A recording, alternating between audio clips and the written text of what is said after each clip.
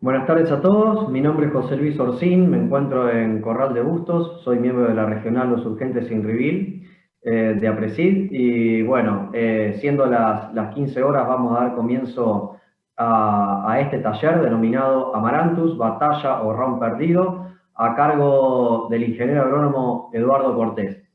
A lo largo de las presentaciones que vamos a ver, ustedes van a poder ir haciendo preguntas en la sección que tienen a su lado derecho. Les sugiero que la vayan haciendo a medida que va transcurriendo la presentación. Así vamos tomando nota de las mismas y al final de la reunión o la presentación de Eduardo podemos hacérselas y él las va a contestar.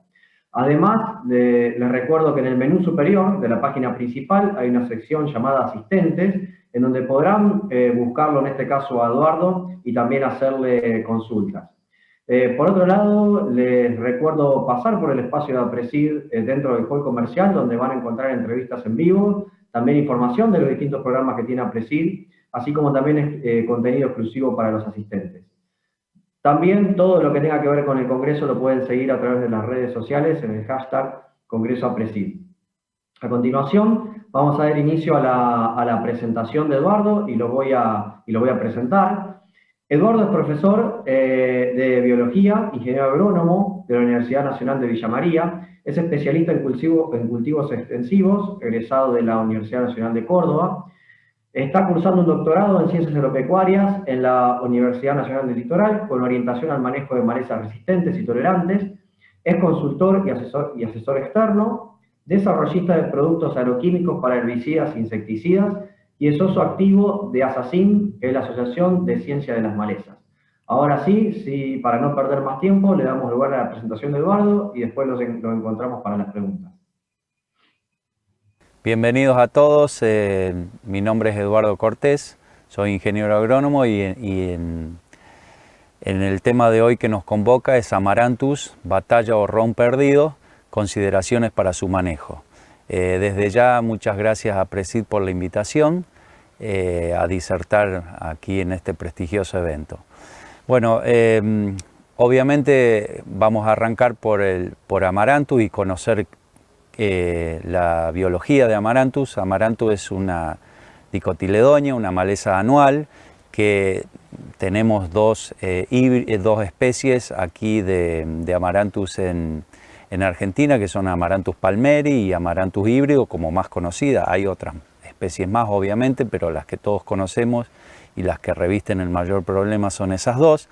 Las dos tienen emergencia primaveral y floración otoñal, estival y otoñal, con lo cual tiene un periodo muy largo de vida y eso hace que sea una problemática. El otro problema que puede tener o que tiene esta especie o estas dos especies es que producen desde 100.000 hasta 300.000 semillas en plantas aisladas, obviamente, pero tiene una gran capacidad de producción de semillas, lo que hace que le asegure su perpetuación en el tiempo. Y lo más importante todavía, y que tiene que ver con el tema que vamos a pasar a charlar, es que tiene una alta variabilidad genética, así como otras malezas problema, tiene una alta variabilidad genética y eso hace que pueda adquirir resistencia a distintos herbicidas con mayor facilidad que otras malezas. Ahora bien, si hablamos de resistencia, tenemos que conocer cómo estamos de resistencia a nivel Argentina. Bueno, a nivel Argentina, en cuanto a Amaranthus, obviamente, en 1996 la primera denuncia de resistencia en Argentina fue justamente de Amaranthus hybridus a los herbicidas ALS, más que todo el mayor conocido es el mesulfuron, por ejemplo, como para dar una idea. Después empezamos a tener denuncias de glifosato y resistencia, y se confirmó la resistencia a glifosato. Nosotros hemos realizado ensayos en laboratorio en la Facultad de Esperanza junto al doctor Ignacio de la Ferrera y hemos registrado hasta 33 kilos por hectárea de dosis letal 50 para Amaranthus híbridos. Después, a inicios del 2016, comenzamos a investigar también sobre la posibilidad de la resistencia de Amaranthus a hormonales, porque hemos visto a campo a través de distintos ensayos que comenzaban a perder eficacia estos productos, y bueno, ya en el 2018 sale la denuncia de Amaranthus con resistencia a hormonales, básicamente 2,4-D y dicamba, con resistencias que van entre 2 y 5 veces versus una población susceptible para lo que es 2,4-D, y entre 5 y 8 veces lo que es para dicamba. Y obviamente hemos tenido poblaciones que tienen resistencia múltiple, o sea, a glifosato y a dicamba. Y lo último que tenemos, pero que todavía no podemos confirmar esa resistencia, sino que la misma se encuentra en desarrollo, porque todavía no tenemos los suficientes ensayos como para poder confirmarla, es a los herbicidas PPO de acción postemergente, básicamente lo que es fomezafén y lactofen. Hemos visto que hay poblaciones que tienen dosis letal 50 cercanas o apenas por encima de las dosis utilizadas a campo, que rondan entre los 1000 y los 1200 centímetros cúbicos por hectárea. Con lo cual también se torna preocupante, porque estamos viendo que tenemos resistencia a las ALS, que son los productos que tienen una gran capacidad de control de distintas malezas y son muy utilizados. Después a glifosato, obviamente, que es el herbicida quizás el más utilizado, y después a los hormonales, que siempre fue el apoyo de glifosato para controlar estas malezas, y por último, si se llega a confirmar esta resistencia, la cual está en desarrollo, a los herbicidas PPO que se utilizan post siembra de soja, post emergencia de soja y post emergencia de la maleza. Entonces, esto es bastante preocupante desde este sentido, porque nos obliga a nosotros a tener que empezar a realizar algunas otras estrategias y a diseñar algunas otras estrategias, y no solamente como muchas veces nos pasa a los técnicos y a los especialistas, que nos preguntan cuál es la estrategia para controlar Amaranthus. Entonces nosotros preferimos que esa pregunta se reformule y diga cuál es la estrategia para manejar ese Amaranthus. Y entonces, cuando vamos sí a los componentes del manejo, ahí podemos ver que hay una serie de cuestiones que debemos tener en cuenta a la hora de poder diseñar una estrategia de manejo. El primero es el monitoreo. O sea, debemos tener en cuenta que el monitoreo es una herramienta y una tecnología de proceso fundamental y que no puede no estar presente en el manejo de malezas. El segundo es conocer la biología de la maleza, y en este conocimiento de la biología de la maleza entra a jugar la dinámica de emergencia de la maleza, o sea, cuándo la maleza nace, cuántas camadas o cortes, que se le llama, tiene a través de lo que es primavera-verano, y eso a nosotros nos va a servir para empezar a diseñar todas estas estrategias que estamos hablando. Obviamente esa dinámica de emergencia está influenciada por las condiciones climatológicas, ya sea precipitaciones y temperaturas, y por la cantidad de rastrojos que hay en superficie, y por el historial de herbicidas que presenta el lote a través de los años, ¿no? Entonces esto va a hacer que obviamente nosotros tengamos un ida y vuelta con el monitoreo. Si, como tenemos las condiciones actuales en muchas zonas del país, que todavía hay falta de precipitaciones y hay bajas temperaturas, vamos a tener que seguir monitoreando hasta llegar a un punto que podamos empezar a ver esa emergencia, y en función de eso diseñemos la estrategia. Otro de los puntos fundamentales en el manejo es cómo impacta el rastrojo en los nacimientos. Y bueno, nosotros tenemos determinado a nivel de campo y a nivel de laboratorio que el rastrojo, la generación de rastrojo, que puede ser a través de obviamente un cultivo de cobertura o a través de una rotación, reduce hasta un 55% la emergencia en Amaranthus, lo cual no es menor, porque eso nos posibilita a nosotros cuando después apliquemos los herbicidas, tener mayor eficacia de esos herbicidas. Entonces, como punto principal de esto es que la rotación juega un rol fundamental en el manejo. Sí o sí tenemos que rotar e intensificar como para poder empezar a manejar malezas de la mejor manera.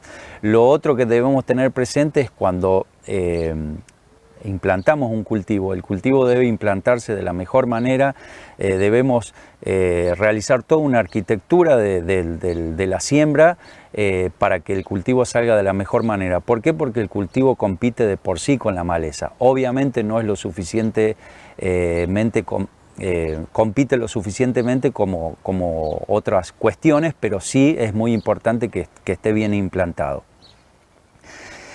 para darle batalla a estas malezas.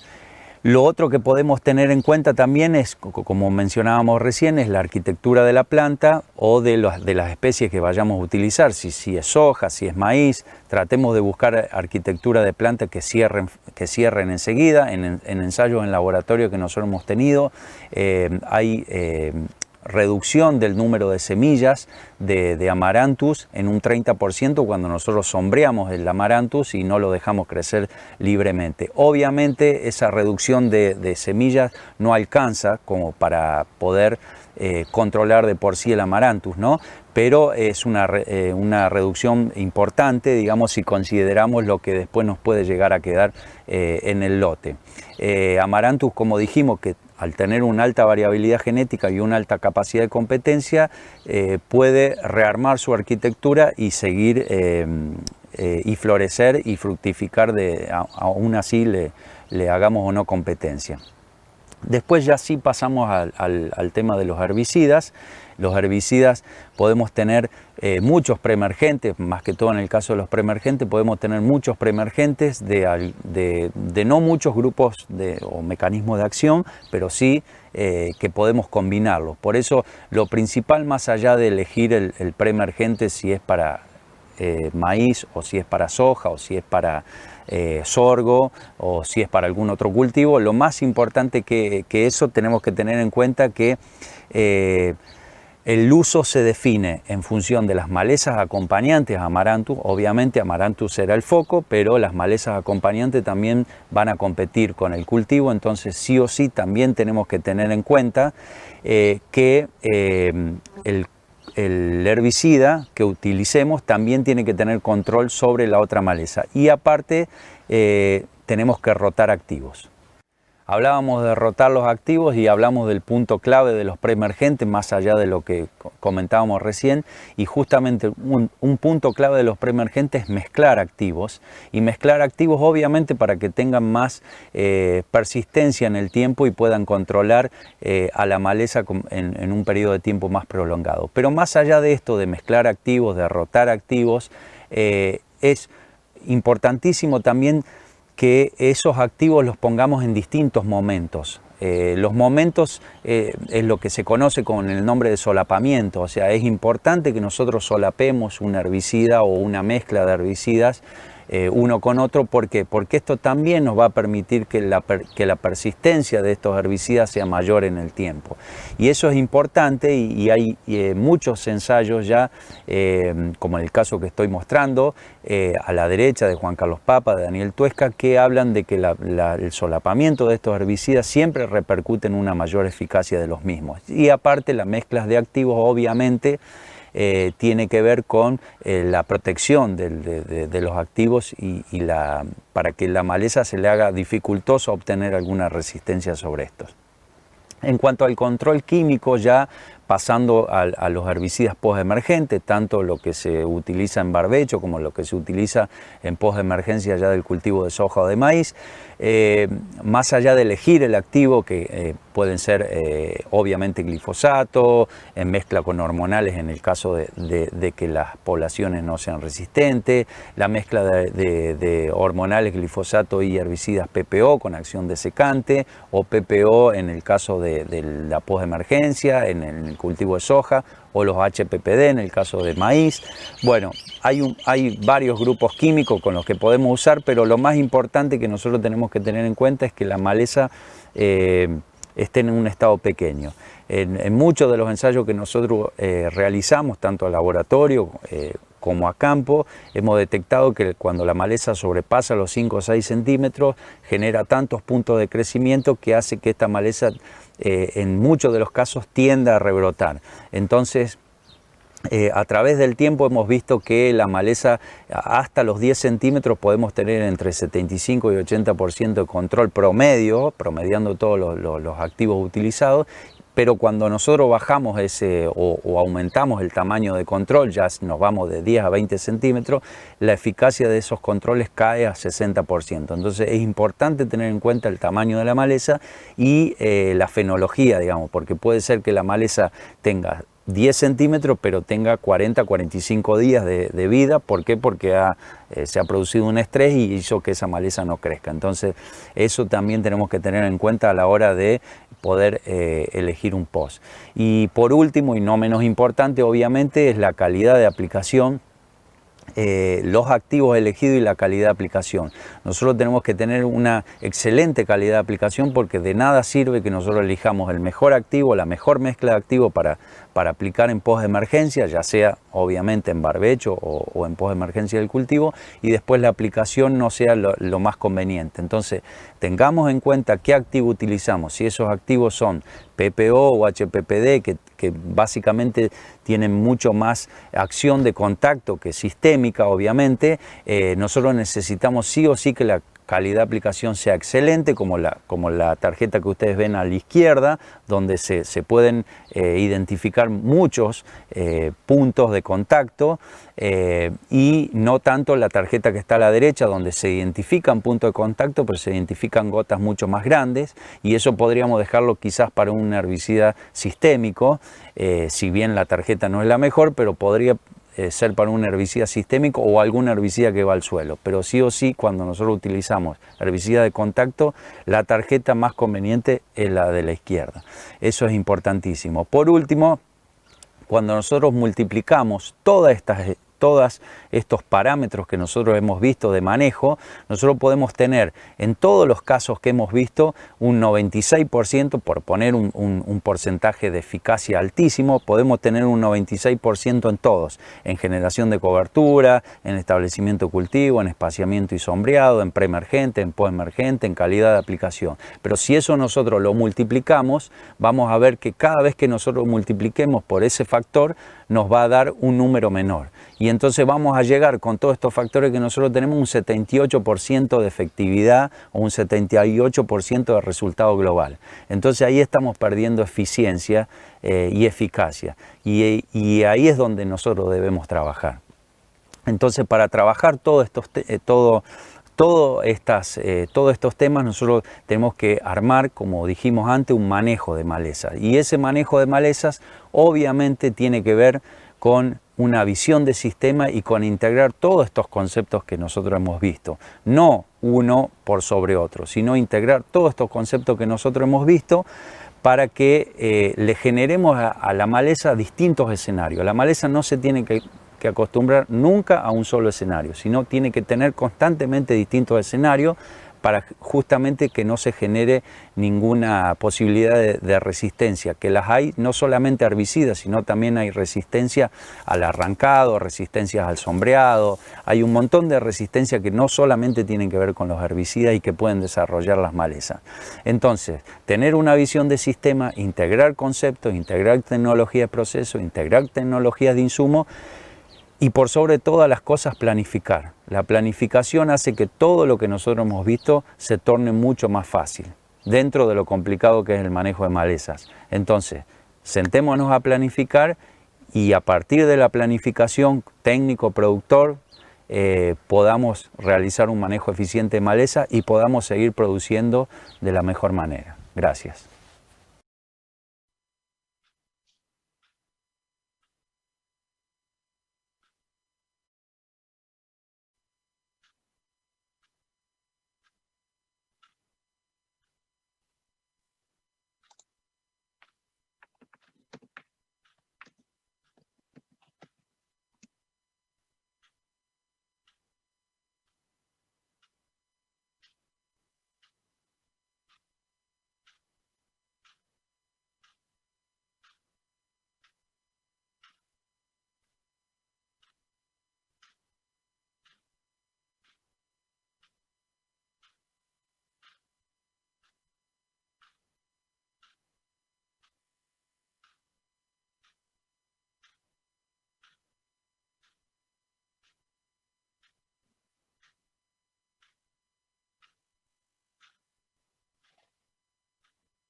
Estás muteado.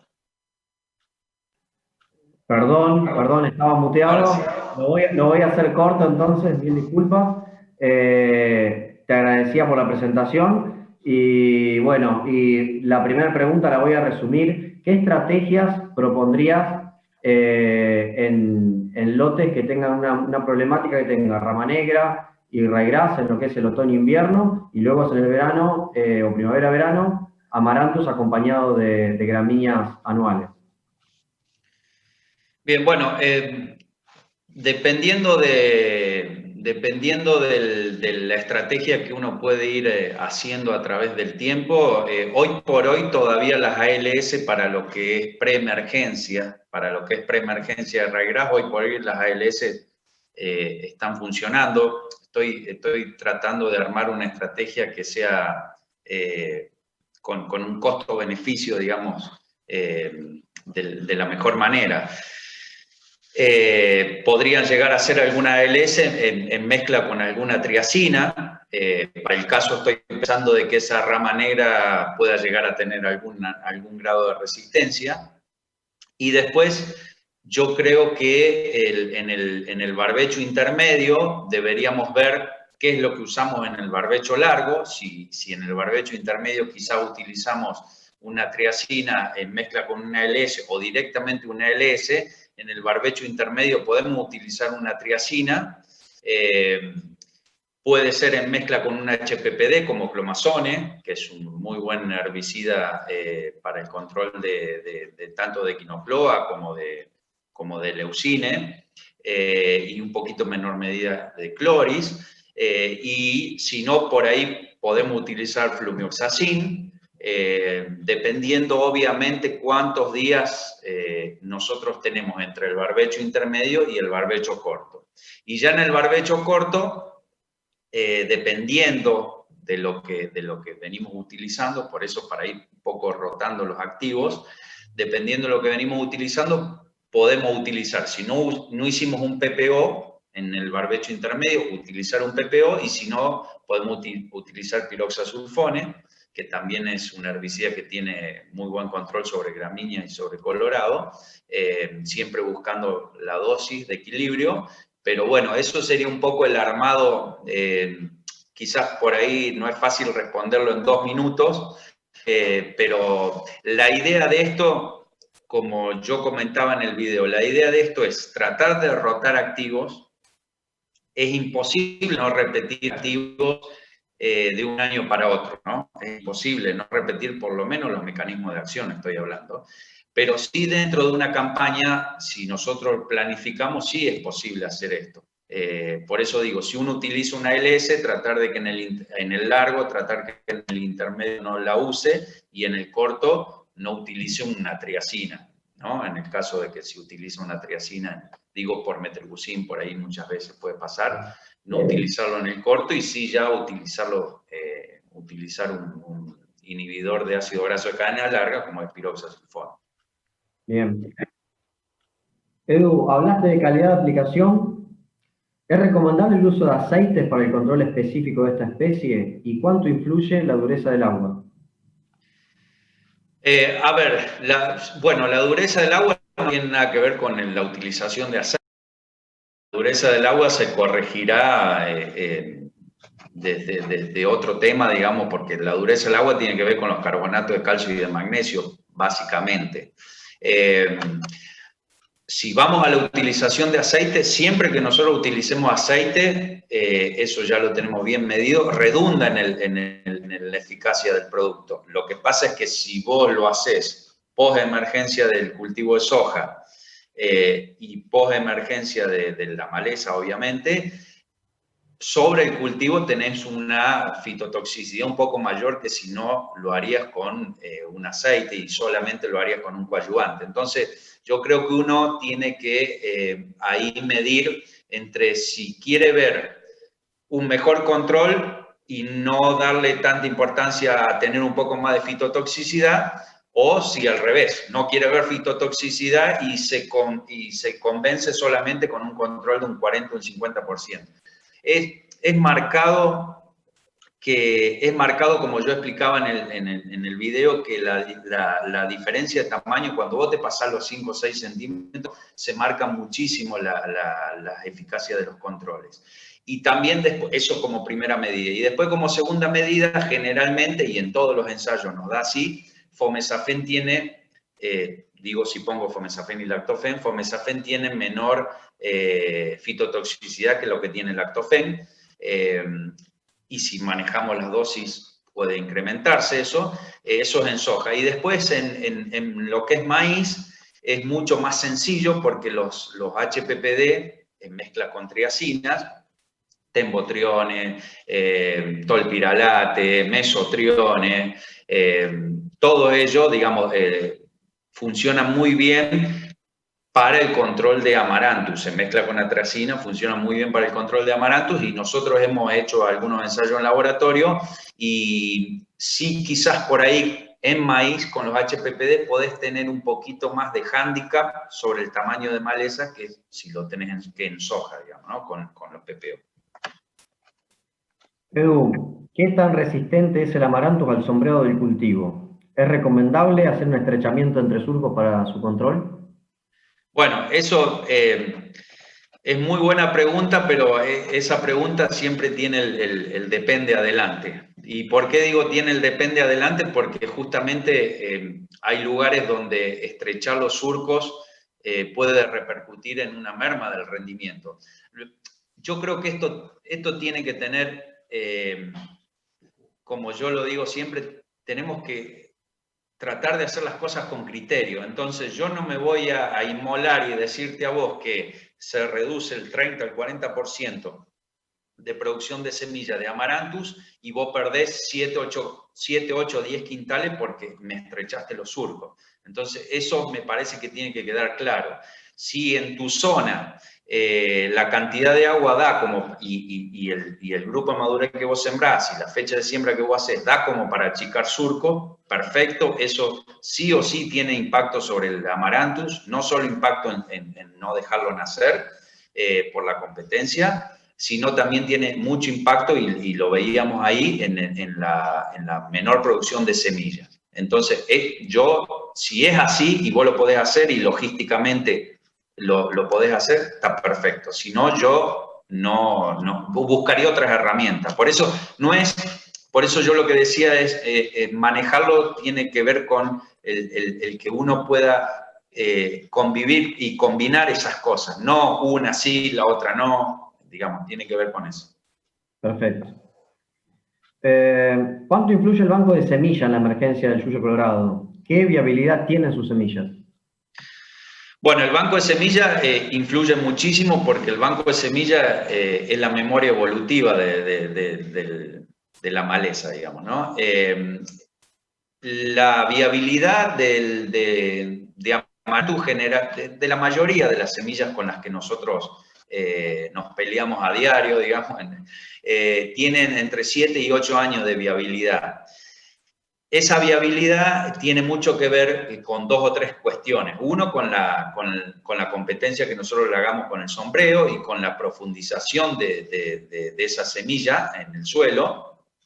¿Por qué digo esto? Porque todas las semillas que tienen tamaño pequeño, como es el caso de Amaranthus o de las gramíneas, en su mayoría, como Clore y como Equinocloa, un poco en menor medida lo que es Eleusinia y Sorgo de Alepo, siempre nacen, entre el 80 y el 90% siempre nace dentro del primer centímetro del suelo. Entonces lo que nosotros tenemos que hacer es tratar en la sistema de producción de siembra directa, tratar de generarle colchón de rastrojo para que justamente, como no la podemos profundizar si no mecanizamos, digamos, tratar de generar ese colchón de rastrojo para que tengan menor captación de luz y puedan emerger menos. Y acordarse de que la emergencia de lo que produce una planta madre, pongo una planta por poner, digamos, una unidad, emerge entre el 2 y el 10%. O sea, siempre digo, imagínate que nosotros vemos que el lote tiene un montón de maleza y es solamente entre el 2 y el 10% de la emergencia. O sea, ¿cuánto si tuviera una emergencia del 90%, ¿cuánto sería, no?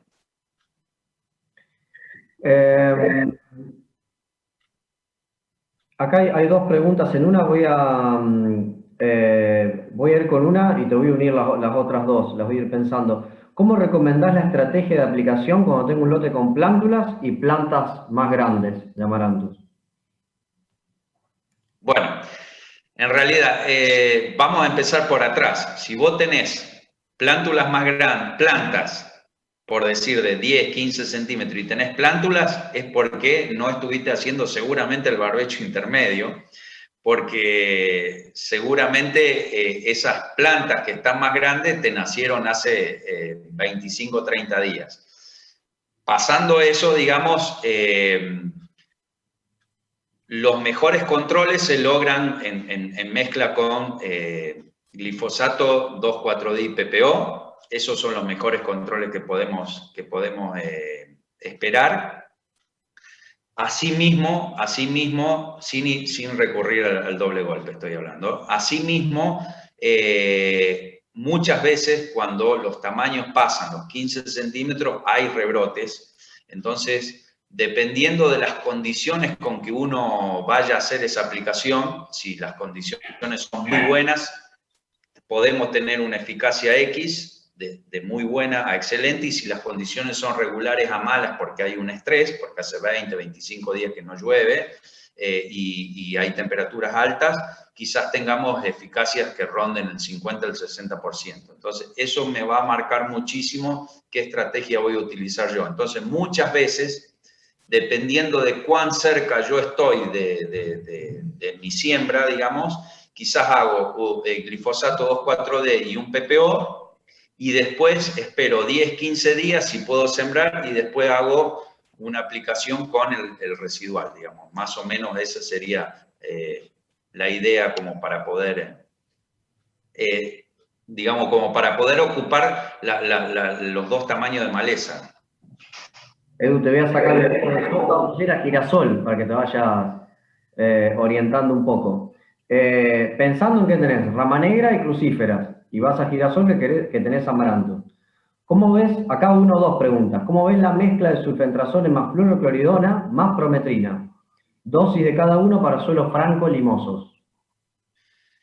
Bueno, lo que pasa es que en realidad el girasol, lo malo del girasol es que los herbicidas que se pueden utilizar se tienen que utilizar. Tiene dos cosas malas el girasol, si se quiere, entre comillas malas, ¿no? Una es la fecha de siembra. Entonces, generalmente pasa que si yo lo siembro a mediados de agosto o antes, inclusive dependiendo de en qué zona estoy, voy a utilizar un sulfentrazone, puedo utilizar un diflufenicán, puedo utilizar prometrina, puedo utilizar fluorocloridona, ese metaloclor, puedo utilizar todo eso. Lo que pasa es que lo voy a tener que utilizar a dosis más bajas. Y lo voy a estar poniendo en una época donde prácticamente no hay nacimiento. Entonces, quizás yo siembre un girasol el 15 de agosto, o el 20 de agosto, o el 25 de agosto, y recién las malezas me van a empezar a germinar el 25 de septiembre. Entonces, la persistencia de esos productos, que encima los voy a tener que poner a menor dosis, seguramente vaya a tener nacimientos, no porque los productos sean malos, sino porque generalmente las malezas nacen después. Si vos me preguntás las dosis, y seguramente hay que trabajar con 30-40% menos de dosis que utilizás en soja. 300-350 de sulfentrazone, prometrina 1 litro, diflufenicán tenés que usar 150, podés usar flumioxacin también, pero tenés que usar entre 80 y 100. O sea, tenés que bajar todas las dosis, y encima lo pones en un momento que la emergencia no se registra. Ese es el problema realmente de girasol. Bien, te voy a llevar a maíz ahora. Dos preguntas en una en el cultivo de maíz. Picloram en amaranto, supongo que la pregunta va apuntado a post. Y la otra es: ¿qué residualidad tiene la mezcla de terbutilacina y S-metolacloro? Como preemergente. Bueno, sí, buenísima. Bueno, el Picloram, a ver, hay dos o tres cositas que aclarar. El piclorán es el herbicida en post-emergencia, y vos sabés bien porque lo probaste y te he pedido los datos también. El piclorán es el menor controlador de Amaranthus por sí solo. Lo que pasa es que también la ventaja que tiene el piclorán es que es el que menor fitotoxicidad le produce al maíz en post-emergencia. Entonces, ¿puedo utilizar piclorán? Puedo utilizar piclorán. Ahora, si voy a utilizar piclorán, sí o sí lo tengo que utilizar con atracina y sí o sí tengo que ponerle algún que otro activo como para acompañarlo. Si no, el piclorán tal cual es regular para el control de Amaranthus. Lo que tiene el piclorán en todos los ensayos que nosotros hemos hecho de todas las poblaciones, nosotros trabajamos con más de 20 poblaciones con posible resistencia a los hormonales, es que para el caso de piclorán siempre se mantuvo la misma curva de dosis. O sea, nunca vimos una resistencia o una diferencia entre los supuestos susceptibles y los supuestos resistentes a los otros hormonales. Entonces, esa era la buena noticia. La mala noticia es que no es el mejor controlador. Así que a mezclarlo. Si lo quiero usar, a mezclarlo, digamos. Edu, ahí te agrego algo yo. Por ejemplo, se está usando típicamente lo que son los HPPD con atracina, como vos dijiste en post. Cuando el tamaño se pasa, llegan con tamaños pasados, lo que se recomienda es los HPPD. ¿Viste que agregue efecto, digamos, agregarle 120, 150 o 200 de piclorán a Sí, este sí, tratamiento? Sí, sí, sí, porque lo hemos hecho. Lo que pasa es que, digamos, muchas veces, y porque va linkeado también a la pregunta que voy a decir después, muchas veces nos pasa que los productores o los técnicos después gastan en un HPPD y en mezcla con una triacina y quizás con un piclorán, o nicosulfurón y piclorán, o nicosulfurón, dicamba, hay muchas mezclas, digamos, y son aplicaciones que salen por encima de los $30 y después quizás cuando uno le dice, mira, ¿por qué no hacemos un barbecho y utilizamos tal o cual producto o utilizamos algún solapamiento temprano porque vos tenés el problema y sabés que lo vas a tener el problema y te dicen, no, ¿cómo voy a gastar tanta plata? Y después la terminan gastando con controles regulares a bueno, digamos, ¿no? Entonces, pasa por ahí, pero sí, tenés razón lo que vos decís y cada vez que le sumás un activo funciona bien. Hemos hecho ensayos sumando activos. Eso como primera medida. Y como segunda medida, lo de la terbutilacina y el S-metalocloro. La terbutilacina es una triacina, obviamente. Es una triacina que está buena considerarla desde el sentido de que quizás tiene algunos otros usos que las otras triacinas no lo tienen, más que todo para lo que es cultivo de cobertura, lo que es vicia. A mí me gusta mucho por eso. Y además de eso,